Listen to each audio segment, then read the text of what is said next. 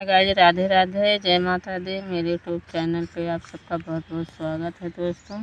बहुत बहुत धन्यवाद सब्सक्राइब और लाइक करने के लिए। और मैं आज आप सबके लिए देवी जी का गीत भजन लेकर आई हूँ। अच्छा लगे तो लाइक सब्सक्राइब करना, कमेंट करके बताना। जय माता दी। छोटी मोटी दुर्गे मैया आंगिया के पातर है, घड़ी लवा लैके ना, हे घड़ी लवा लैके ना। सागर पनिया भर जाली है, घड़ी लवा लैके ना। सागर पनिया भर जाली है, घड़ी लवा लैके ना। घड़ी लाज भर भर धरली कररवा है, कि केहू ना मिलना, हे कि केहू ना मिलना। उनके घैला के उठवई, हे कि केहू ना मिलना।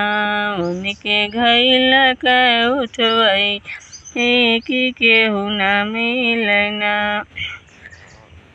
घोड़वा चढ़ल आवू है कुंवर भैया, हे उठाई देतना, हे उठाई देतना।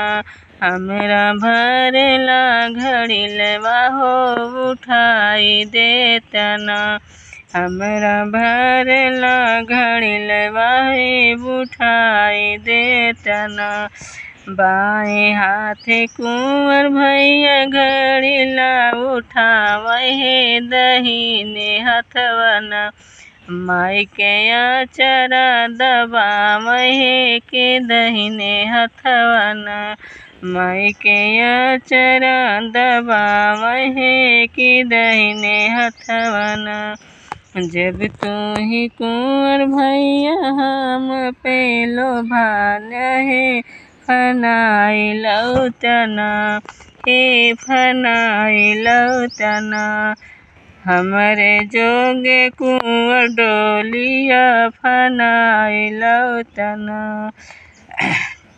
जब तू ही कुंवर भैया हम पे लोभान है, कि हमरे जोगे ना कुंवर डोलिया फनावा है, कि हमरे जोगे ना कुंवर डोलिया फनावा हो, कि हमरे जोगे ना। आगे आगे चले शीतला मैया जी के डोलवा है, कि पीछे पीछे ना कुंवर भैया जी के घोड़वा हो, कि पीछे पीछे ना कुंवर भैया जी के घोड़वा हो, कि पीछे पीछे ना। अपना तो सोम मैया फूल की सजरिया है, कि कुंवर सोना, हे कि कुंवर सोना। ओही लोहे के पिजड़, हे कि कुंवर सोना।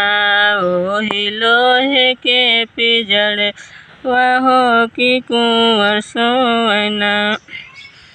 संझवा के सूतल कुंवर होई गई सवेरवा हो, कि कौदैयना, हे कि कौदैयना।